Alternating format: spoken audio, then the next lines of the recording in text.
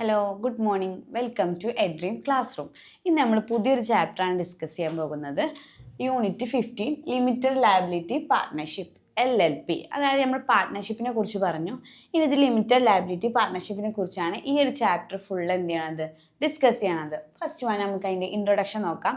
ഇതിനു മുമ്പ് ഓരോ രാജ്യങ്ങളിൽ എങ്ങനെയാണ് LLP ഫോം ചെയ്തിട്ടുള്ളത്, അതിൻ്റെ ഡേറ്റ്സ് ഒക്കെ എന്ത് ചെയ്യുന്നുണ്ട് ഫസ്റ്റത്തെ ഒരു പാരഗ്രാഫിലൊക്കെ ആയിട്ട് കൊടുക്കുന്നുണ്ട്. അത് നിങ്ങളൊന്ന് എന്ത് ചെയ്യുക റെഫർ ചെയ്ത് നോക്കാം. രണ്ടാമത്താണ് limited liability partnership act 2008 is a new piece of legislation. Limited liability partnership act 2008 എന്ത് ചെയ്തിട്ടുള്ളത് ഫോം ചെയ്തിട്ടുള്ളത്. അതൊരു ന്യൂ പീസ് ഓഫ് ലെജിസ്ലേഷൻ ആണ്. This act enables formation of partnership with a liability of partners being kept limited like that of shareholders in case of companies. കമ്പനീൻ്റെ ഇതിൽ പാർട്ട്നേഴ്സിൻ്റെ share ഹോൾഡേഴ്സിനനുസരിച്ച് മാത്രമേ അവർക്ക് എന്തുള്ളൂ ലയബിലിറ്റി ഉള്ളൂ. എന്നാൽ LLPയിൽ എങ്ങനെയാണ് എല്ലാ ലയബിലിറ്റി ആർക്കാണ്? ഈ ലിമിറ്റഡ് ലയബിലിറ്റി പാർട്ട്ണർഷിപ്പ് എന്ന് പറയുന്ന കമ്പനിക്ക് തന്നെയാണ്. The public has been given a choice to form a partnership either under the Partnership Law, Partnership Act 1932 or under the LLP Act 2008. അതായത് പബ്ലിക്കിന് തിരഞ്ഞെടുക്കാം അവർക്ക് ഏതിലാണ് രജിസ്റ്റർ ചെയ്യേണ്ടത് അല്ലെങ്കിൽ ഫോം ചെയ്യേണ്ടതെന്നുള്ളത്. ഒന്നല്ലെങ്കിൽ അവർക്ക് പാർട്ട്ണർഷിപ്പ് ആക്ട് 1932 പ്രകാരം പാർട്ട്ണർഷിപ്പ് ലോയിൽ എന്ത് ചെയ്യാം, അവർക്ക് ഫോം ചെയ്യാം. അല്ലെങ്കിൽ LLP ആക്ട് 2008 പ്രകാരം അവർക്ക് ഫോം ചെയ്യാം. അടുത്താണ് separate legal entity. The LLP itself will be liable for the full extent of its assets. Liability of the partners will be limited. Legal entity എന്താണ്? സെപ്പറേറ്റ് ആണ്. അതായത് കമ്പനിയുടെ ലീഗൽ എൻറ്റിറ്റി കമ്പനിൻ്റെത് മാത്രം പാർട്ട്നേഴ്സിനെ എന്ത് ചെയ്യില്ല, അഫക്റ്റ് ചെയ്യില്ല എന്ന് പറയുന്നത്. പാർട്ട്നേഴ്സിൻ്റെ ലയബിലിറ്റി ഇതിൽ ലിമിറ്റഡ് ആണ്. കമ്പനീൻ്റെ എന്താണ്, അത് കമ്പനിയുടേതായിട്ടുള്ള ലയബിലിറ്റി. രണ്ടും എന്താണ്, സെപ്പറേറ്റ് ആണ്. അടുത്താണ് nature of limited liability partnership. ഇനി നമുക്ക് ഡീറ്റെയിൽ ആയിട്ട് LLP എന്താണെന്നുള്ളത് നോക്കാം. ആദ്യം അതിൻ്റെ ഡെഫിനിഷനാണ് നോക്കുന്നത്. LLP means partnership formed and registered under the act 2008. 2008 act പ്രകാരം ഫോം ചെയ്തതാണ് എന്ത്, പാർട്ട്ണർഷിപ്പ് എന്ന് പറയുന്നത്. ഫോം ചെയ്ത് രജിസ്റ്റർ ചെയ്തതാണ് എന്ത്, പാർട്ട്ണർഷിപ്പ് എന്ന് പറയുന്നത്. അടുത്തതിൻ്റെ ഫീച്ചേഴ്സാണ്. കുറച്ച് കൂടുതൽ ഫീച്ചേഴ്സ് അതിൽ പറയുന്നുണ്ട്. ഇത് വെരി ഇമ്പോർട്ടൻ്റ് ആണ്. നിങ്ങൾ എന്തായാലും എന്ത് ചെയ്യണം, നോട്ട് ചെയ്ത് വെക്കണം. എക്സാമിനൊക്കെ LLP എന്താണ്, അതിൻ്റെ ഫീച്ചേഴ്സ് എന്താണെന്നൊക്കെ ചോദിക്കാറുണ്ട്. അടുത്ത ഫീച്ചേഴ്സ് എന്തൊക്കെയാണ്? Body corporate. The LLP is a body corporate and a legal entity separate from its partners. LLP പറയുന്നത് ബോഡി കോർപ്പറേറ്റ് ആണ്. അതിൻ്റെ ലീഗൽ എൻറ്റിറ്റി എന്താണ്? നമ്മൾ നേരത്തെ പറഞ്ഞ പോലെ പാർട്ട്നേഴ്സിൽ നിന്നും കമ്പനീൻ്റെ എന്താണ്, സെപ്പറേറ്റ് ആണ്. ഇനി 2 or more persons associated for carrying on a lawful business with a view to profit may subscribe their names to an incorporation document and filing the same with the registrar from form a LLP. ഒരു LLP എങ്ങനെയാണ് form ചെയ്യണമെന്നാണ് പറയണത്. അതായത് രണ്ടോ രണ്ടിലധികമോ ആളുകൾ ഒരു lawful നിയമപ്രകാരം സാധ്യമാകുന്ന ഒരു ബിസിനസ് പ്രോഫിറ്റ് ഉണ്ടാക്കുക എന്നുള്ള ലക്ഷ്യത്തോടു കൂടെ നടത്തിക്കൊണ്ടുപോവുകയാണെങ്കിൽ അവരുടെ നെയിമും അതേപോലെ നെയിം എന്ത് ചെയ്യണം, അവർ ഡോക്യുമെന്റ് ചെയ്തിട്ട് രജിസ്ട്രാർ എടുത്ത് ഫയൽ ചെയ്യണം എന്നാണ് പറയണത്. അങ്ങനെയാണ് എന്ത് ചെയ്യണത്, ഒരു LLP ഫോം ചെയ്യണത്. രണ്ടോ രണ്ടിലധികമോ ആളുകൾ ഒരു ലോഫുൾ ബിസിനസ് പ്രോഫിറ്റ് ഉണ്ടാക്കുക എന്നുള്ള ലക്ഷ്യത്തോടു കൂടെ തുടങ്ങിയിട്ട് അവരുടെ നെയിമും കാര്യങ്ങളൊക്കെ വെച്ചുകൊണ്ടുള്ള ഒരു ഫയൽ എന്ത് ചെയ്യണം, രജിസ്ട്രാർഡ് സബ്മിറ്റ് അതിലൂടെ മാത്രമാണ് എന്ത് LLP ഫോം ചെയ്യണത്. അടുത്താണ് perpetual succession. The LLP can be continue its existence irrespective of changes in partners. LLPക്ക് എന്ത് ചെയ്യാം, പാർട്ട്നേഴ്സിൽ എന്ത് ചേഞ്ച് വരുത്തിയാലും LLP ലിമിറ്റഡ് ലയബിലിറ്റി പാർട്ട്ണർഷിപ്പ് എന്ത് ചെയ്യും, കണ്ടിന്യൂ ചെയ്തുകൊണ്ടേ പോകും. അത് എന്തെങ്കിലും ചേഞ്ച് വരുത്തിയാലും എന്ത് ചെയ്യും, LLP കണ്ടിന്യൂ ചെയ്യും. Any change in the partners is not affect the existence rights and liabilities of LLP. LLPൻ്റെ റൈറ്റ്സിനെ അതിൻ്റെ എക്സിസ്റ്റൻസിനെ ലയബിലിറ്റിനെ പാർട്ട്നേഴ്സിൽ ഉണ്ടാക്കുന്ന ഒരു ചേഞ്ചും എന്ത് ചെയ്യില്ല, അഫക്റ്റ് ചെയ്യൂല. അടുത്താണ് mutual rights and duties. Mutual rights and duties of the partners within a LLP are governed by an agreement between the partners. ഇതിൽ ഓരോ മ്യൂച്വൽ റൈറ്റ്സും അവരുടെ ഡ്യൂട്ടീസും ഒക്കെ ഗവേൺ ചെയ്യണത് എങ്ങനെയാണ്, അവരുടെ പാർട്ട്നേഴ്സ് തമ്മിലുള്ള എഗ്രിമെന്റിലൂടെയാണ് LLPൻ്റെ ഡ്യൂട്ടീസും റൈറ്റ്സും ഒക്കെ എന്ത് ചെയ്യണത്, ഗവേൺ ചെയ്യണത്. In the absence of any such agreement, the mutual rights and duties shall be governed by the provisions of the LLP Act 2008. നമ്മൾ പറഞ്ഞു LLPൻ്റെ റൈറ്റ്സും ഡ്യൂട്ടീസും ഒക്കെ ഗവേൺ ചെയ്യണത് ഒരു എഗ്രിമെന്റ് പ്രകാരമാണെന്ന് പറഞ്ഞു. ഇനി അങ്ങനെ ഒരു എഗ്രിമെന്റ് അവിടെ ഇല്ല, അങ്ങനെയാണെങ്കിൽ അത് ഗവേൺ ചെയ്യണത് ആരാണ്, LLP ആക്ട് 2008 പ്രകാരമാണ്. അടുത്താണ് separate legal entity. The LLP is a separate legal entity is liable to the full extent of its assets but liability of the partners is limited to the agreed contribution in the LLP. Legal എൻറ്റിറ്റിന്റെ കാര്യം എങ്ങനെയാണ്, separate ആണെന്നാ പറയണത്. ഇപ്പൊ assets ഒക്കെ എന്ത് ചെയ്യും, അസെറ്റ്സിന്റെ extent വരെ company എന്ത് ചെയ്യും, എടുക്കും. അതിന്റെ ലയബിലിറ്റി എന്ന് പറയണത്, കമ്പനിന്റെ ലയബിലിറ്റി എന്ന് പറയുന്നത് എന്താണ്, അൺലിമിറ്റഡ് ആണ്. പക്ഷെ അവിടെ പാർട്ട്നേഴ്സിന്റെ ലയബിലിറ്റി ലിമിറ്റഡ് ആണ്. രണ്ടും എന്താണ്, സെപ്പറേറ്റ് ലീഗൽ എൻറ്റിറ്റി ആയതുകൊണ്ടാണ്. ഒന്ന് എന്ത് ചെയ്യില്ല, പാർട്ട്നേഴ്സിന് അത് എന്ത് ചെയ്യില്ല, അഫക്റ്റ് ചെയ്യൂല. Creditors of LLP shall be the creditors of LLP alone. LLPന്റെ ക്രെഡിറ്റേഴ്സ് എന്ന് പറയുന്നത് അത് LLPന്റെ മാത്രം ക്രെഡിറ്റേഴ്സ് ആണ്. അതല്ലാതെ അത് പാർട്ട്നേഴ്സിന് എന്ത് ചെയ്യില്ല, അഫക്റ്റ് ചെയ്യൂല. അടുത്താണ് നമ്പർ ഓഫ് പാർട്ട്നേഴ്സ്. ഇനി പാർട്ട്ണർമാരുടെ എണ്ണത്തിന്റെ കാര്യം എങ്ങനെയാണ് പറയുന്നത്. Minimum 2 partners and shall also have at least 2 individuals as designated partners.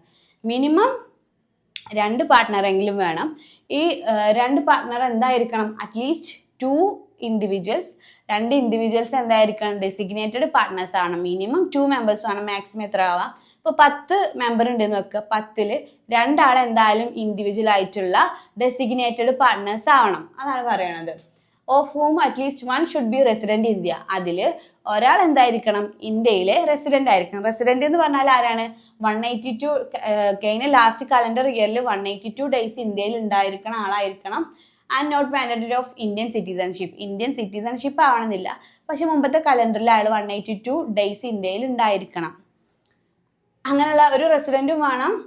എങ്ങനെയാണ്, മിനിമം 2 പാർട്ട്ണർ വേണം. ഈ 2 പാർട്ട്ണർ ഇൻഡിവിജ്വൽ ആയിട്ടുള്ള ഡെസിഗ്നേറ്റഡ് പാർട്ട്നേഴ്സ് ആയിരിക്കണം. അതിൽ ഒരാൾ എന്തായിരിക്കണം, റെസിഡന്റ് ഇൻ ഇന്ത്യ ആയിരിക്കണം. There is no maximum limit of the partners in LLP. LLPയിൽ മാക്സിമം ലിമിറ്റ് ഓഫ് പാർട്ട്നേഴ്സ് ഇല്ല. അങ്ങനെ ഒരു മാക്സിമം ലിമിറ്റിൽ എത്രയാവാം എന്നാണ് പറയണത്. അടുത്ത പോയിന്റ് ആണ് annual account and audit. A statement of accounts and solvency shall be filed by every LLP with the registrar every year. എല്ലാ വർഷവും LLPയിലെ അക്കൗണ്ട്സ് ഒക്കെ എന്ത് ചെയ്യണം, രജിസ്ട്രാർക്ക് ഫയൽ ചെയ്യണം. The account of statement of account എന്ത് ചെയ്യണം, രജിസ്ട്രാർക്ക് ഫയൽ ചെയ്യണം എന്ന് പറയുന്നത്. അടുത്തത് the account of LLP shall be audited provided the central government may exempt any LLP from its requirement. Central ഗവൺമെന്റിന് ഈ LLPന്റെ ഓഡിറ്റിങ്ങിലൂടെ ഏതെങ്കിലും LLPനെ വേണമെങ്കിൽ എക്സംപ്റ്റ് ചെയ്യാം, എടുത്തു കളയാനുള്ള അവകാശം ആർക്കുണ്ട്, സെൻട്രൽ ഗവൺമെന്റിന് ഉണ്ട് എന്ന് പറയുന്നത്. ഇനി നമുക്ക് 2 പോയിന്റ്സും കൂടെ ഉണ്ട്. അപ്പോൾ അടുത്ത ഫീച്ചറാണ് application of other law. The Indian partnership act 1932 cannot applicable to LLP. Indian partnership act 1932 LLPയിൽ എന്തല്ല, അപ്ലിക്കബിൾ അല്ല. Central government can apply some provisions of companies act. എന്നാൽ സെൻട്രൽ ഗവൺമെന്റിന് കമ്പനീസ് ആക്ടിന്റെ ചില പ്രൊവിഷൻസ് എന്ത് ചെയ്യാം, അപ്ലൈ ചെയ്യാം.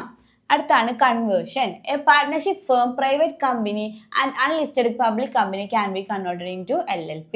പാർട്ട്ണർഷിപ്പ് ഫേമും പ്രൈവറ്റ് കമ്പനിയും അതേപോലെ അൺലിസ്റ്റഡ് ആയിട്ടുള്ള പബ്ലിക് കമ്പനിക്കൊക്കെ എന്ത് ചെയ്യാം, LLP ആയിട്ട് കൺവേർട്ട് ചെയ്യാം. Who can be a partner. LLPയിൽ ആർക്കൊക്കെ പാർട്ട്ണർ ആകാം, ആർക്കൊക്കെ പാർട്ട്ണർ ആകാൻ കഴിയില്ല എന്നുള്ളതാണ് അടുത്ത് പറയണത്. Who can be a partner, ഒന്നല്ല ഇൻഡിവിജ്വലിനും ബോഡി കോർപ്പറേറ്റിനും പാർട്ട്ണർ ആവാൻ കഴിയും. എന്നാൽ ആർക്കൊക്കെ പാർട്ട്ണർ ആവാൻ കഴിയില്ല, unsound mind person, insolvent, undischarged insolvent. Unsound mind person എന്ന് പറഞ്ഞാൽ എന്താണ്, ബുദ്ധിക്ക് പ്രോബ്ലം ഉള്ള ആൾക്കാർ, അല്ലെങ്കിൽ അവരുടെ മൈൻഡ് എന്താണ്, ഡിസ്ട്രാക്റ്റ് ആയിക്കൊണ്ടിരിക്കും, അങ്ങനത്തെ ആൾക്കാരാണ്. അതേപോലെ ഇൻസോൾവെന്റ് എന്ന് പറഞ്ഞാൽ എന്താണ്, പാപ്പരായിട്ടുള്ള ആൾക്കാരാണ്. അൺഡിസ്ചാർജ് ഇൻസോൾവെന്റ് എന്ന് പറഞ്ഞാൽ എന്താണ്, പാപ്പരാണെന്നുള്ളത് ഇതുവരെ അവരെന്ത് ചെയ്യില്ല, ഡിസ്ചാർജ് ചെയ്തിട്ടില്ല. അതായത് it is an insolvent but not discharge by court, his application is pending. Court ഇയാൾ ഇൻസോൾവെന്റ് ആണ് എന്നുള്ളത് ഡിസ്ചാർജ് ചെയ്തിട്ടില്ല, പക്ഷെ ആൾ ആപ്ലിക്കേഷൻ എന്താണ്, പെൻഡിങ് ആണ്. അങ്ങനെയുള്ള ആൾക്കും പാർട്ട്ണർ LLPയിൽ പാർട്ട്ണർ ആകാൻ കഴിയില്ല. ഇനി അടുത്താണ് designated partners.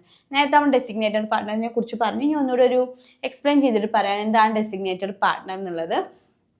Every LLP has at least 2 designated partners who are individuals and at least 1 of them shall be a resident in India. LLPയിൽ 2 ഡെസിഗ്നേറ്റഡ് പാർട്ട്ണർ എങ്കിലും വേണം. അവരെന്തായിരിക്കണം, ഇൻഡിവിജ്വൽ ആയിരിക്കണം. അതിൽ ഒരാൾ എന്തായിരിക്കണം, റെസിഡന്റ് ഇൻ ഇന്ത്യ ആയിരിക്കണം. റെസിഡന്റ് ഇൻ ഇന്ത്യ പറഞ്ഞാൽ എന്താണ്, who have stayed in India for a period of not less than 182 days during the preceding 1 year. കഴിഞ്ഞ ഒരു വർഷത്തിൽ അയാൾ എന്തായിരിക്കണം, 182 ഡേയ്സ് ഇന്ത്യയിൽ ഉണ്ടായിരിക്കണം. അങ്ങനെയുള്ള ആളെയാണ് എന്ത്, റെസിഡന്റ് ഇൻ ഇന്ത്യ എന്ന് പറയണത്. അടുത്താണ് the designated partners may be named at the time of incorporation of LLP or if they are changed from time to time then changed partners shall be designated partners. Designated partners അവരുടെ name എന്ത് ചെയ്യും, ഇൻകോർപ്പറേഷൻ്റെ സമയത്ത് അവരുടെ name enrol ചെയ്യും. അവരുടെ if they are change from ആ designated partner time to time change ചെയ്യുകയാണെങ്കിൽ ദെൻ ചേഞ്ച്ഡ് പാർട്ട്നേഴ്സ്, ആ ചേഞ്ച് ചെയ്ത പാർട്ട്നേഴ്സിനാണ് എന്ത് ഡെസിഗ്നേറ്റഡ് പാർട്ട്ണർ എന്ന് പറയുക. അതേപോലെ ഏതെങ്കിലും ഡെസിഗ്നേറ്റഡ് പാർട്ട്ണർ അവരുടെ LLP എഗ്രിമെന്റ് സീസ് ചെയ്യാൻ നിർത്തലാക്കാനുള്ള റൈറ്റ് ആർക്കുണ്ട്, ഡെസിഗ്നേറ്റഡ് പാർട്ട്ണർക്ക് ഉണ്ട്. A designated partner has to give his prior consent before becoming a such partner. Partner ആവുന്നതിന് മുമ്പ് ഡെസിഗ്നേറ്റഡ് പാർട്ണർ അയാളെ കൺസെന്റ് എന്ത് ചെയ്യണം, അയാളെ താല്പര്യം അറിയിക്കണം. His consent shall filed by LLP within 30 days of such appointment with the registrar as per the prescribed form. ഈ consent എന്ത് ചെയ്യണം, രജിസ്ട്രാറുമായിട്ട് അയാൾ റെസിഡന്റ് അതായത് അയാൾ ഡെസിഗ്നേറ്റഡ് പാർട്ണർ ആയി എന്നുള്ളത് 30 ദിവസത്തിന്റെ ഉള്ളിൽ രജിസ്ട്രാറുമായിട്ട് എന്ത് ചെയ്യണം, ഫയൽ ചെയ്യണം. Every designated partner of LLP has to obtain a designated partner identification number from the central government. എല്ലാ ഡെസിഗ്നേറ്റഡ് പാർട്ട്ണറിനും സെൻട്രൽ ഗവൺമെന്റിന് ഡെസിഗ്നേറ്റഡ് പാർട്ട്ണർ ഐഡന്റിഫിക്കേഷൻ നമ്പർ എന്ത് ചെയ്യും, ഒബ്റ്റെയിൻ ചെയ്യും.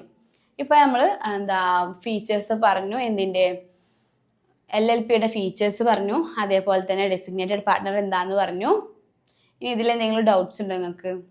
ഓക്കെ, അടുത്തതാണ് liabilities of a designated partners. Designated പാർട്ട്ണറിന്റെ liability എങ്ങനെയാണെന്ന് പറയണത്. A designated partner is responsible for doing all acts, matters and things as are required to be done by LLP to comply acts including filing of any return statement and the like report pursuant to the provisions of this act and as may be specified in LLP agreement. അതായത് LLP എഗ്രിമെന്റിൽ പറഞ്ഞ പ്രകാരം എല്ലാ കാര്യങ്ങളും, എല്ലാ ആക്റ്റും, അതേപോലെ return file ചെയ്യണതും സ്റ്റേറ്റ്മെന്റ്സും report prepare ചെയ്യണതൊക്കെ ആരുടെ ഡ്യൂട്ടിയാണ്, designated പാർട്ട്ണറിന്റെ ഡ്യൂട്ടിയാണ്. അതുപോലെ തന്നെ അതിൽ എന്തെങ്കിലും കോൺട്രാവെൻഷൻസ് ഉണ്ടെങ്കിൽ അതൊക്കെ പെനാൽറ്റീസ് LLPയിൽ ആ കോൺട്രാവെൻഷനുള്ള പെനാൽറ്റീസ് ആയിട്ട് കിട്ടും. ഈ LLPക്ക് all for any contravention of his provision liable to all penalties imposed on LLP by law. നിയമം എന്ത് ചെയ്യും, പെനാൽറ്റി എന്ത് ചെയ്യും, ഇമ്പോസ് ചെയ്യുന്ന പറയണത്. അടുത്ത ചേഞ്ച് ഡെസിഗ്നേറ്റഡ് പാർട്ണർ. ഡെസിഗ്നേറ്റഡ് പാർട്ണറിൽ എന്തെങ്കിലും ചേഞ്ച് വരിക, any vacancy arising for any reason must be filed within 30 days of that vacancy. എന്തെങ്കിലും ഡെസിഗ്നേറ്റഡ് പാർട്ണറിൽ ഒരു വേക്കൻസി വരികയാണെങ്കിൽ അത് 30 ദിവസത്തിന്റെ ഉള്ളിൽ എന്ത് ചെയ്യണം, ആ വേക്കൻസി ഫില്ല് ചെയ്യണം. Punishment for not giving consent by designated partner or no compliance of any provision of the act or not filing the vacancy, a fine not less than ₹10,000 which may be extended up to 1 lakh rupees shall be imposed on LLP and on its every partner. അതായത് 30 ദിവസത്തിന്റെ ഉള്ളിൽ designated പാർട്ട്ണറിന് എന്തെങ്കിലും vacancy ഉണ്ടെങ്കിൽ അത് fill ചെയ്യണം. ഇനി അത് fill ചെയ്തിട്ടില്ല, അവരുടെ കൺസെന്റ് ഒന്നും അറിയിച്ചിട്ടില്ല, അങ്ങനെയാണെങ്കിൽ പണിഷ്മെന്റ് എന്ത് ചെയ്യും, not giving consent by designated partner not compliance of provisions of the act. അവരവരുടെ വാക്കൻസി ഒന്നും ഫില്ല് ചെയ്തിട്ടില്ലെങ്കിൽ അതിലുണ്ടാവുന്ന എല്ലാ പാർട്ട്നേഴ്സിനും 10 ലക്ഷം വരെ എന്ത് ചെയ്യും, 10,000 വരെ അവർക്ക് എന്തുണ്ടാകും, ഫൈൻ ഉണ്ടാകും. 10,000 കുറയാതെ അവർക്ക് ഫൈൻ ഉണ്ടാകും. ആ എക്സ്റ്റെൻഡ് ചെയ്താൽ എത്ര വരെ ഉണ്ടാകും, 1 ലക്ഷം വരെ അവര് ഫൈൻ ഉണ്ടാകും എന്നാ പറയണത്. മിനിമം 10,000 ഫൈൻ ഉണ്ടാകും. മാക്സിമം എന്ന് പറയണത് എക്സ്റ്റെൻഡ് ചെയ്താൽ അവർക്ക് 1 ലക്ഷം വരെ എന്തുണ്ടാകും, ഈ വാക്കൻസി ഫില്ലാക്കാതിരുന്നാൽ അവർക്ക് ഫൈൻ ഉണ്ടാകും. അതാ പാർട്ണർ, എല്ലാ പാർട്ട്നേഴ്സിനാണ് ആ ഫൈൻ കിട്ടിയിട്ടില്ല, അത് പ്രത്യേകം നോട്ട് ചെയ്യണേ. അപ്പൊ നിങ്ങൾക്ക് എന്തെങ്കിലും ഡൗട്ട് ഉണ്ടോ? അതായത് നമ്മൾ liability of a designated partner ആണ്. ലാബിലിറ്റി എന്താണ്, അതിലുള്ള എല്ലാ ആക്ട്സും ആരുടെ ഡ്യൂട്ടിയാണ്, ഈ ഡെസിഗ്നേറ്റഡ് പാർട്ണറുടെ ഡ്യൂട്ടിയാണ്. പിന്നെ അതായത് അതില് ഈ വ്യവസ്ഥയിൽ എന്തെങ്കിലും നിയമത്തിന് ലംഘനത്തിന് LLP നിയമം പാലിക്കുന്ന എല്ലാ പ്രവർത്തികൾക്കും കാര്യങ്ങൾക്കും എന്താണ് ഡെസിഗ്നേറ്റഡ് പാർട്ണർ ഉത്തരവാദിയാണെന്നാ പറയണത്. അടുത്ത പറഞ്ഞ ഡെസിഗ്നേറ്റഡ് പാർട്ണർ എന്തെങ്കിലും ചേഞ്ച് വരുത്തുക, അവരത് ആ വാക്കൻസി ഫില്ല് ചെയ്തിട്ടില്ലെങ്കിൽ 30 ദിവസം ആ വാക്കൻസി ഫില്ല് ചെയ്തിട്ടില്ലെങ്കിൽ അവരുടെ കൺസെന്റ് ഒന്നും അതിൽ അറിയിച്ചിട്ടില്ലെങ്കിൽ എല്ലാ പാർട്ട്നേഴ്സിനും അതിൽ എന്തുണ്ടാകും, ഫൈൻ ഉണ്ടാകും.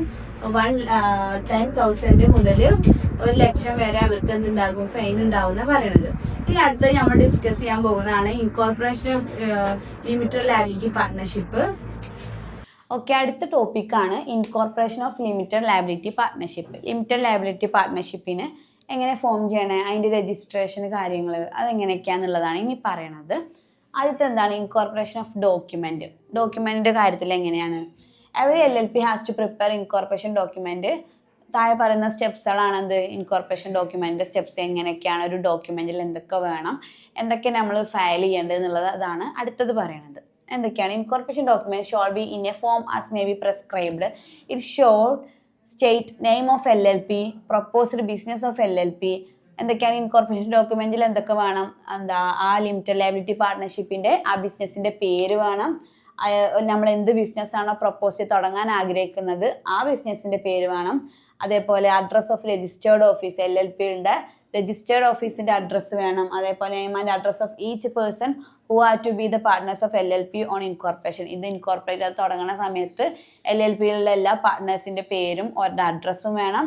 അതേപോലെ ഡെസിഗ്നേറ്റഡ് പാർട്ട്നേഴ്സിന്റെ പേരും അഡ്രസ്സും വേണം. ഇതാണ് ഫസ്റ്റത്തെ പോയിന്റിൽ പറയുന്ന സ്റ്റെപ്സിൽ. ആദ്യത്തെ എന്താണ് ഇൻകോർപ്പറേഷൻ ഡോക്യുമെന്റിൽ വേണ്ട ഡീറ്റെയിൽസ് എന്തൊക്കെയാണെന്നാണ് വേണ്ടത്. രണ്ടാമത്തത് 2 or more persons associated for carrying on a lawful business with a view to profit subscribe their names in an incorporation document. 2 or 2-ലധികം ആളുകൾ നിയമമായി തുടങ്ങാൻ കഴിയുന്ന ബിസിനസ്സാണ് എന്നുള്ളത്, പ്രോഫിറ്റിന് വേണ്ടിയിട്ടുള്ളതാണെന്നുള്ള ആ ആളുകളുടെ പേരും ആ പാർട്ട്നേഴ്സിന്റെ പേരും ഈ ഇൻകോർപ്പറേഷൻ ഡോക്യുമെന്റിൽ വേണം. ഇതെന്താണ് ലോഫുൾ ബിസിനസ് ആയിരിക്കണം, പ്രോഫിറ്റിന് വേണമെന്നുള്ളതിലായിരിക്കണം. The incorporation document shall be filed in such a manner and with such fees as may be prescribed with the registrar of the state in which the registered office LLP is to be situated. നമ്മളെ LLPന്റെ register office എവിടെയാണോ അവിടെ പോയി രജിസ്ട്രാർക്ക് കുറച്ച് fees, ഇതിനെന്തുണ്ട് ഈ incorporation ഡോക്യുമെന്റിന് കുറച്ച് ഫീയും ഉണ്ട്. അതൊക്കെ ചെയ്താൽ മാത്രമാണ് എന്ത് ചെയ്യണം, നമ്മൾ ഇൻകോർപ്പറേഷൻ ഡോക്യുമെന്റ് എന്ത് ചെയ്യുക, ഫയൽ ചെയ്യുക. ഇൻകോർപ്പറേഷൻ ഡോക്യുമെന്റ് ഫയൽ ചെയ്യുക എവിടെയാണോ നമ്മളെ LLP ഉള്ളത് ആ LLPന്റെ രജിസ്റ്റേർഡ് ഓഫീസിലാണ്. അടുത്താണ് ഇത് shawl be filed along with incorporation document A statement prescribed from form made by either an advocate or a company secretary or a chartered accountant or a cost accountant who is engaged in the formation of LLP. LLPന്റെ formation engage ചെയ്തിട്ട് ഉള്ള ആൾ ചിലപ്പോൾ advocate ആവും, chartered accountant ആവും, അല്ലെങ്കിൽ cost accountant ആവും, അല്ലെങ്കിൽ company secretary ആവാം. ഇവരുടെയൊക്കെ എന്ത് ചെയ്യണം, ഒരു സ്റ്റേറ്റ്മെന്റ് ഇതിന് വേണം. And who subscribe their name to the incorporation document. ഓലെ പേരും എന്തിൽ വെക്കണം, ഈ ഇൻകോർപ്പറേഷൻ ഡോക്യുമെന്റിൽ ഫയൽ ചെയ്യണം. ഇത്രയും സ്റ്റെപ്സ് ആണ് എന്തിനുള്ളത്, നമ്മൾ ഡോക്യുമെന്റ് ഇൻകോർപ്പറേറ്റ് ചെയ്യാൻ വേണ്ടിയിട്ടുള്ള സ്റ്റെപ്സുകളാണ് ഈ പറഞ്ഞതുകളൊക്കെ. ഫസ്റ്റ് വൺ ഇൻകോർപ്പറേഷൻ ഡോക്യുമെന്റ് എന്ത് ചെയ്യണം, താഴെ പറയുന്ന ഡീറ്റെയിൽസ് ഒക്കെ വെച്ചിട്ട് ഫയൽ ചെയ്യണം. അതേപോലെ തന്നെ 2-2-ലധികം ആളുകൾ ലോഫുൾ ബിസിനസ് ആയിരിക്കണം കണ്ടക്ട് ചെയ്യണേ, ഓരോ പേരും ഇതിലുണ്ടാവണം. മൂന്നാമത് നമ്മൾ എവിടെയാണോ രജിസ്റ്റേർഡ് ഓഫീസ് ഓഫ് LLP ഉള്ളത് അവിടെ എന്ത് ചെയ്യണം, ഒരു രജിസ്റ്റർഡ് ഫീസ് ഉണ്ടാകും, ഈ ഫയൽ സബ്മിറ്റ് ചെയ്യണം. നെക്സ്റ്റ് അതിൽ ആരുടെ പേരുണ്ടാകണം, ഈ അക്കൗണ്ടന്റ്, കോസ്റ്റ് അക്കൗണ്ടന്റോ ചാർട്ടേഡ് അക്കൗണ്ടന്റോ അല്ലെങ്കിൽ അഡ്വക്കേറ്റോ കമ്പനി സെക്രട്ടറിയോ ഒരു ഇതിൽ എന്ത് ചെയ്യണം, എൻഗേജ് ചെയ്തിട്ടുണ്ടെങ്കിൽ ഓരോ പേരും ഇതിൽ എന്ത് ചെയ്യണം, ഇൻക്ലൂഡ് ചെയ്യണം. അടുത്ത ഹെഡിങ് ആണ് ഇൻകോർപ്പറേഷൻ ബൈ രജിസ്ട്രേഷൻ. രജിസ്ട്രേഷനുള്ള ഇൻകോർപ്പറേഷൻ എന്തൊക്കെയാണ്, the registrar shawl retain incorporation document, register this document and will give a certificate that LLP is incorporated by that name. The certificate shall be signed by the registrar and authenticated by his official seal. The certificate shall be conclusive evidence that LLP is incorporated by registration. Registrar നമ്മൾ submit ചെയ്തത് എന്ത് ചെയ്യും നോക്കും, എന്നിട്ട് എന്ത് ചെയ്യും, issue നമുക്ക് എന്ത് ചെയ്യും, ഒരു രജിസ്ട്രേഷൻ സർട്ടിഫിക്കറ്റ് ഇഷ്യൂ ചെയ്യും. ഇതെന്താ പറയണത്, രജിസ്റ്റർ ഇൻകോർപ്പറേറ്റ് ചെയ്ത് കഴിഞ്ഞാൽ നമ്മൾ കൊടുത്ത പേരിൽ LLP എന്താകും, ഫോം ആകും. രജിസ്ട്രാർ ഇത് എന്ത് ചെയ്യും, ഈ സർട്ടിഫിക്കറ്റ് സൈൻ ചെയ്യും. എന്നിട്ട് നമുക്ക് എന്ത് ചെയ്യും, ഒരു registrar and authenticated by official seal, ഒരു ഒഫീഷ്യൽ സീൽ പ്രകാരം നമ്മൾ എന്താകും, LLP രജിസ്റ്റേർഡ് ആയിട്ടുള്ള കമ്പനിയായി മാറും. The certificate shall be conclusive evidence of that LLP is incorporated by registration. ഈ രജിസ്ട്രേഷൻ ചെയ്യുന്നതിലൂടെ നമ്മളുടെ LLP എന്ന് പറയുന്നത് ഒരു കൺക്ലൂസീവ് എവിഡൻസ് ആണ്. അടുത്താണ് registered office of LLP and change therein. A LLP may change its registered office, file the notice of such change with the registrar and change shall take place upon such filing. ഇനി അഥവാ നമുക്ക് നമ്മുടെ LLPന്റെ registered ഓഫീസിൽ എന്തെങ്കിലും change വരുത്തണം എന്നുണ്ടെങ്കിൽ എങ്ങനെയാണെന്നുള്ള കേസാണ് പറയണേ. അങ്ങനെ ചേഞ്ച് വരുത്തണമെന്നെങ്കിൽ നമുക്ക് എന്ത് ചെയ്യണം, നമ്മുടെ രജിസ്റ്റേർഡ് ഓഫീസിൽ ചേഞ്ച് വരുത്തുകയാണെങ്കിൽ നമ്മളൊരു നോട്ടീസ് എന്ത് ചെയ്യണം, രജിസ്ട്രാർക്ക് കൊടുക്കണം. And change shawl takes place upon such filing. നമ്മൾ ആ ഫയൽ ചെയ്യുന്നതിലൂടെ ചേഞ്ചും എന്ത് ചെയ്യും, സംഭവിക്കുന്ന പറയാം. നമുക്ക് നമ്മുടെ LLPന്റെ രജിസ്റ്റേർഡ് ഓഫീസിൽ എന്തെങ്കിലും ചേഞ്ച് വരുത്തണം എന്നുണ്ടെങ്കിൽ നമ്മൾ എന്ത് ചെയ്യണം, അതിനൊരു അപ്ലിക്കേഷൻ ഫോം രജിസ്ട്രാർക്ക് എന്ത് ചെയ്യണം, ഫയൽ ചെയ്യണം. ഓക്കെ, അടുത്ത ടോപ്പിക്കാണ് എഫക്റ്റ് ഓഫ് രജിസ്ട്രേഷൻ. രജിസ്ട്രേഷൻ്റെ എഫക്റ്റ് എന്തൊക്കെയാണെന്ന് നോക്കാം. First one, sewing and being SUD. അതായത് LLPക്കെതിരെ വേറെ ആർക്കും കേസ് കൊടുക്കാം, LLPക്കും വേറൊരാൾക്കെതിരെ എന്ത് ചെയ്യാം, കേസ് കൊടുക്കാം. രണ്ടാമത്തെ, acquiring, owning, holding and developing or disposing of property whether movable or immovable, tangible or intangible. LLPന്റെ പേരിൽ ഓൺ ചെയ്യാൻ പറ്റും എന്ത്, മൂവബിൾ ആയാലും ഇമ്മൂവബിൾ ആയ, ടാഞ്ചിബിൾ അല്ലെങ്കിൽ ഇൻടാഞ്ചിബിൾ ഒക്കെ ആയ പ്രോപ്പർട്ടി ഹോൾഡ് ചെയ്യാനും ഡെവലപ്പ് ചെയ്യാനും ഓൺ ചെയ്യാനും അക്വയർ ചെയ്യാനും ഒക്കെ എന്തിനും പറ്റും, LLPക്ക് കഴിയും. അടുത്താണ് ഹാവിങ് കോമൺ സീൽ. ഇതിനെന്തുണ്ട്, ഒരു കോമൺ സീൽ ഉണ്ട്. എന്ത്, രജിസ്ട്രേഷൻ ചെയ്ത LLPക്ക് എന്നാ പറയണത് കേട്ടോ. അടുത്തത്, doing or suffering such acts and things as bodies corporate may lawfully do and suffer. ഒരു ബോഡി കോർപ്പറേറ്റ് വഴി ചെയ്യാൻ പറ്റുന്നതെല്ലാം ആർക്ക് ചെയ്യാം, ഈ LLP രജിസ്റ്റേർഡ് ആയിട്ടുള്ള ഒരു കമ്പനിക്ക് ചെയ്യാൻ കഴിയും. അടുത്താണ് name. Every LLP shawl have either the words LLP or acronym LLP as the last word of its name. ഏതൊരു LLP രജിസ്റ്റർ ചെയ്ത ഏതൊരു കമ്പനിക്കും അതിൻ്റെ ഇപ്പോൾ ABC ലിമിറ്റഡ് ലയബിലിറ്റി പാർട്ട്ണർഷിപ്പ് എന്നോ അല്ലെങ്കിൽ ABC LLP എന്നോ ഉണ്ടാകും. അല്ലെ ABC ലിമിറ്റഡ് ലയബിലിറ്റി പാർട്ട്ണർഷിപ്പ് അല്ലെങ്കിൽ അക്രോണിം അതിൻ്റെ ഷോർട്ട് നെയിം ആയിട്ടുള്ള ABC LLP എന്നുണ്ടാകും. ഏതൊരു സ്ഥാപനത്തിൻ്റെ നെയിമിൻ്റെ LLP രജിസ്റ്റർ ചെയ്തിട്ടുള്ള ഏതൊരു സ്ഥാപനത്തിൻ്റെ നെയിമിൻ്റെ കൂടെയും അതിൻ്റെ അക്രോണിം അല്ലെങ്കിൽ LLP അല്ലെങ്കിൽ ലിമിറ്റഡ് ലയബിലിറ്റി പാർട്ട്ണർഷിപ്പ് എന്നുള്ള നെയിം കൂടെ ഉണ്ടാകും. അടുത്താണ് റിസർവേഷൻ ഓഫ് നെയിം. നമുക്ക് നെയിമിൽ എന്തെങ്കിലും മാറ്റം വരുത്തുക, ചേഞ്ച് ചെയ്യുക. A person may apply to register for reservation of a name of LLP or name which is proposed to be changed. എന്ത് ചെയ്യണം, നമുക്ക് നമ്മുടെ രജിസ്ട്രേഷനിൽ ചേഞ്ച് വരുത്തണമെന്നുണ്ടെങ്കിൽ, അതായത് നമ്മുടെ നെയിമിൽ LLP നെയിമിൽ ചേഞ്ച് വരുത്തണമെന്നുണ്ടെങ്കിൽ നമ്മൾ രജിസ്ട്രാറത്ത് പോയിട്ട് എന്ത് ചെയ്യണം, അപ്ലൈ ചെയ്യണം എന്നാണ് പറയണത്.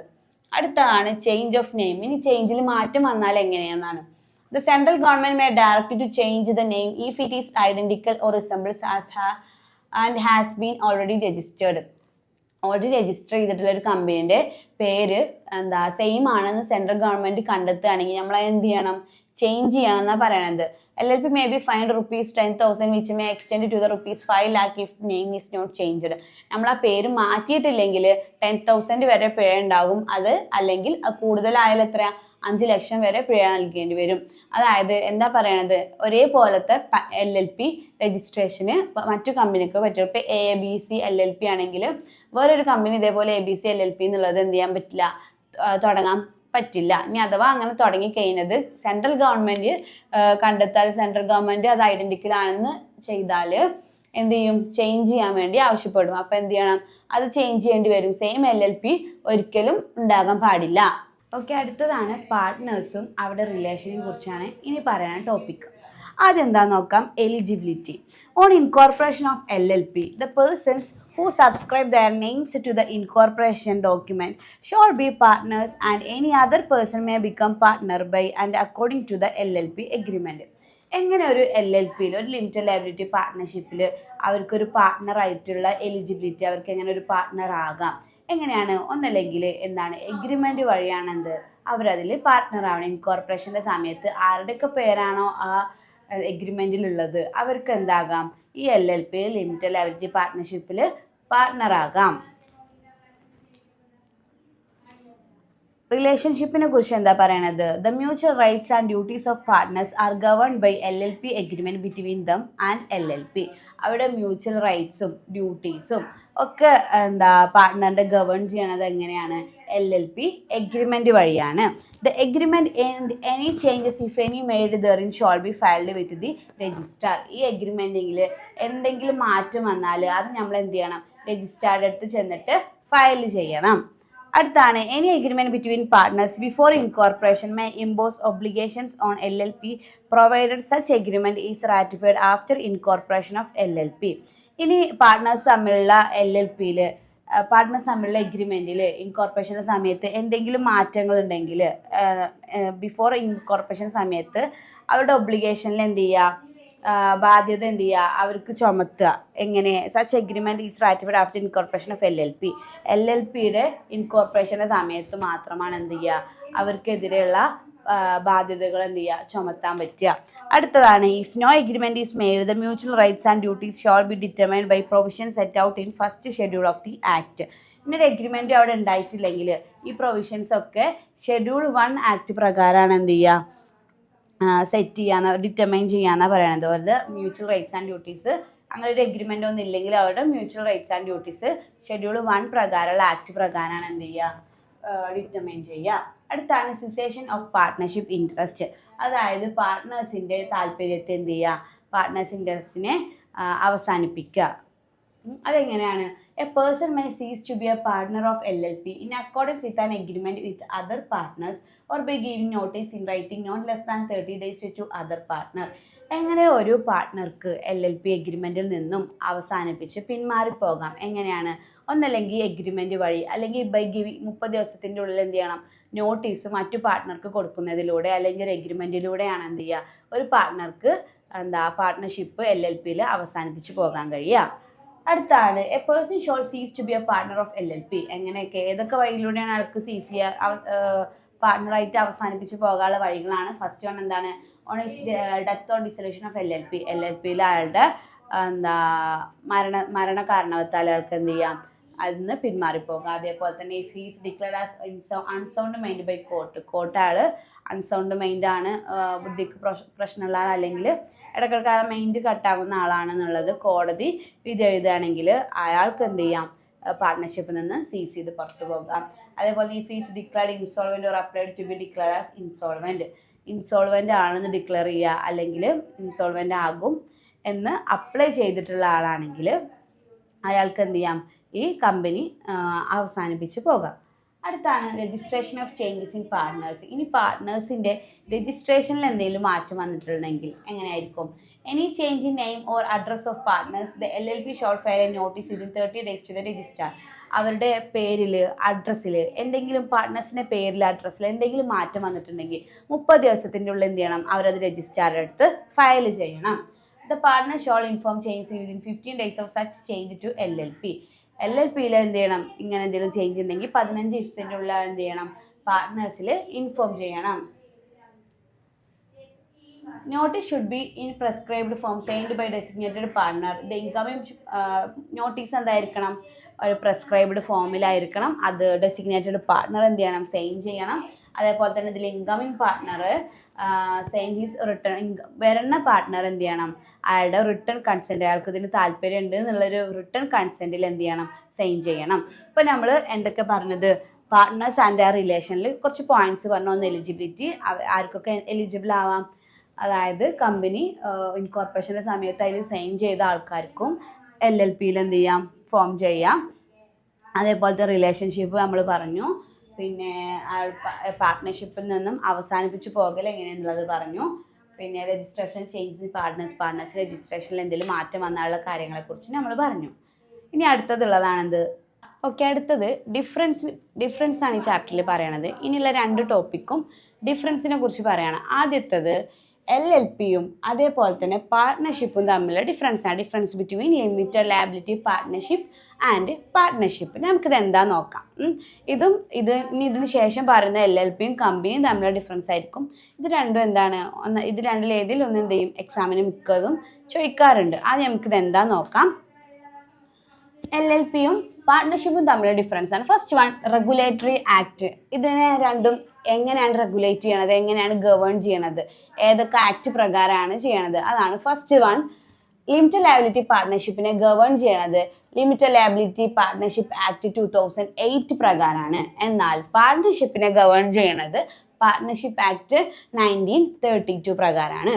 അടുത്താണ് രജിസ്ട്രേഷൻ. ഇതിൻ്റെ രജിസ്ട്രേഷൻ എങ്ങനെയാ, ലിമിറ്റഡ് ലയബിലിറ്റി പാർട്ട്ണർഷിപ്പിന് രജിസ്ട്രേഷൻ്റെ ആവശ്യമുണ്ട്. ഇറ്റ് ഈസ് റിക്വയർഡ് ആണ് എന്ത്, ലിമിറ്റഡ് ലയബിലിറ്റി പാർട്ട്ണർഷിപ്പിൽ. എന്നാൽ പാർട്ട്ണർഷിപ്പിന് അങ്ങനെ രജിസ്ട്രേഷൻ ഒന്നും കമ്പൽസറി അല്ല. വേണമെങ്കിൽ ചെയ്യാം, വേണമെങ്കിൽ ചെയ്യേണ്ട, കമ്പൽസറി അല്ല. അടുത്തതാണ് ബോഡി കോർപ്പറേറ്റ്. ലിമിറ്റഡ് ലയബിലിറ്റി പാർട്ട്ണർഷിപ്പിന് ഒരു ബോഡി കോർപ്പറേറ്റ് ഉണ്ട്. എന്നാൽ അങ്ങനെ ഒരു ബോഡി കോർപ്പറേറ്റ് ഒന്നും ആയിരിക്കില്ല പാർട്ട്ണർഷിപ്പിനില്ല. അതേപോലെ തന്നെ സെപ്പറേറ്റ് ലീഗൽ എൻറ്റിറ്റി.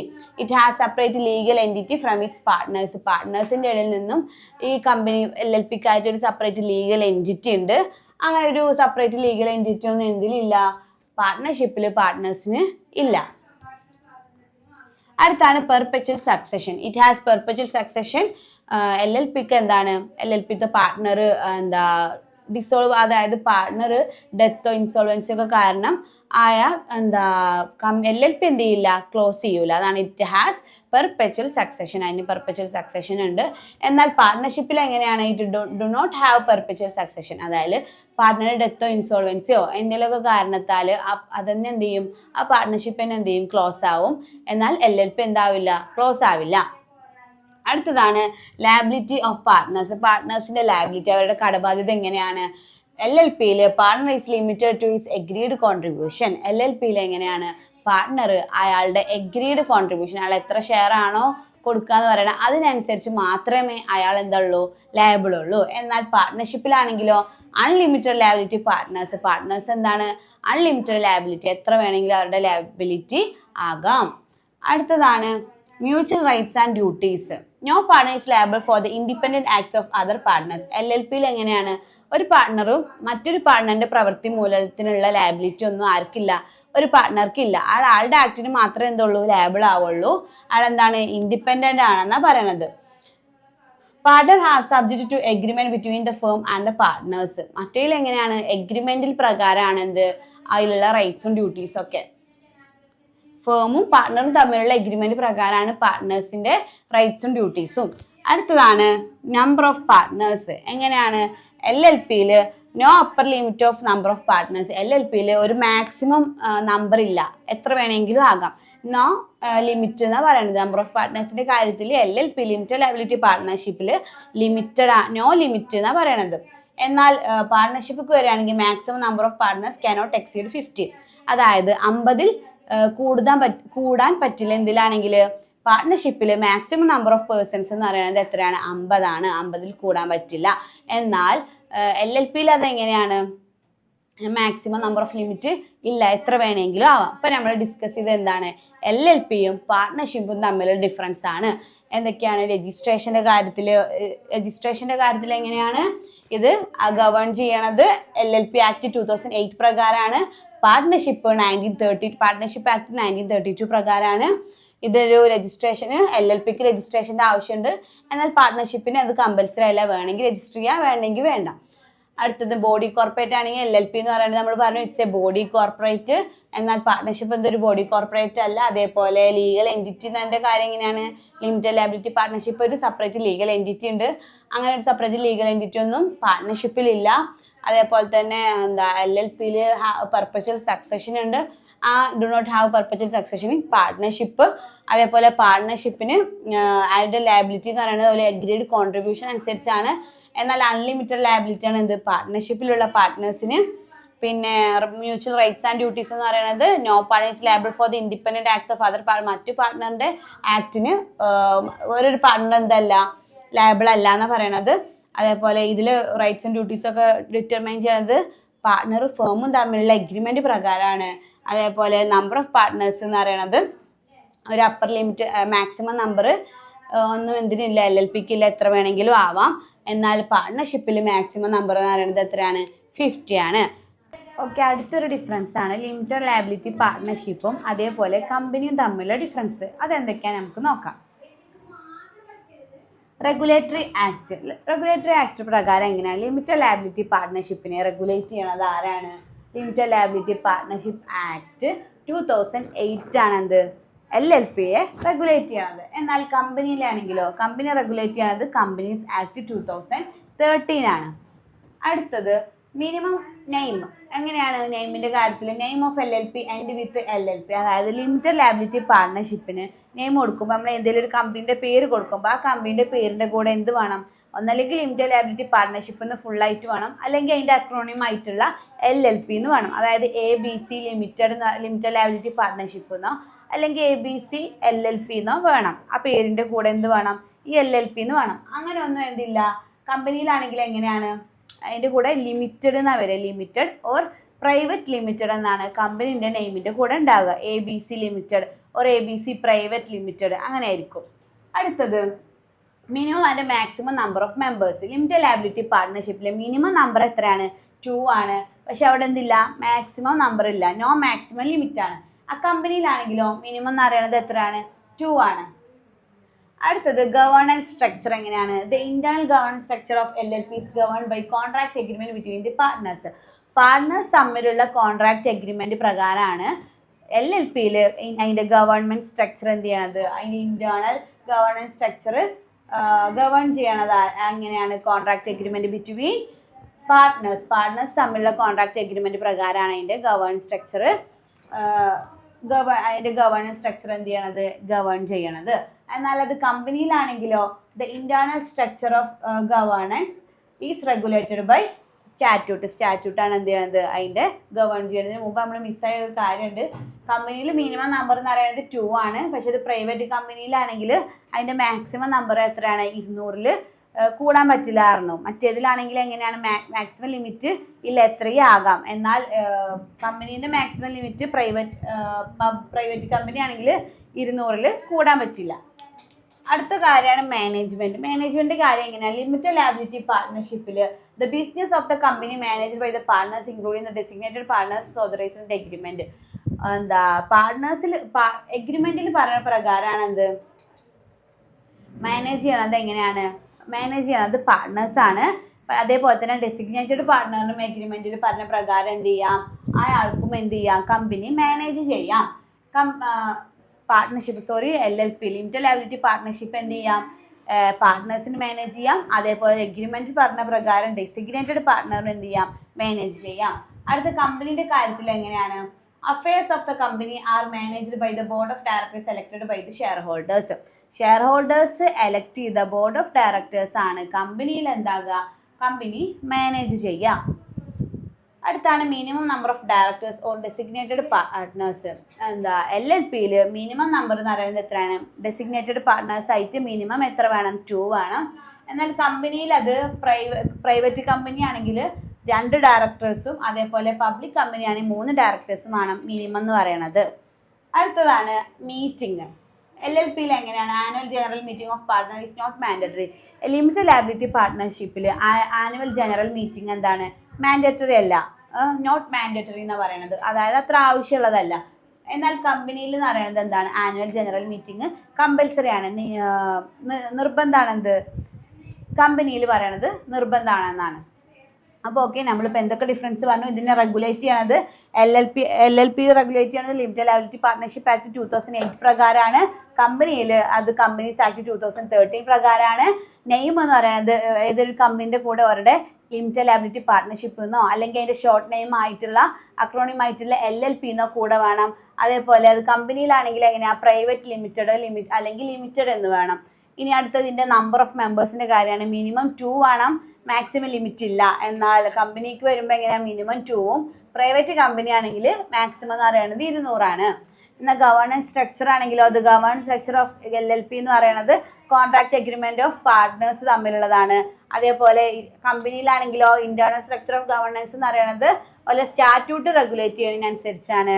പിന്നെ മാനേജ്മെന്റ് കാര്യം the business of the company manage ചെയ്യണത് പാർട്ട്നേഴ്സും അതേപോലെ എഗ്രിമെന്റ് പറയുന്ന പ്രകാരം ഡെസിഗ്നേറ്റഡ് പാർട്ട്നേഴ്സും ആണ്.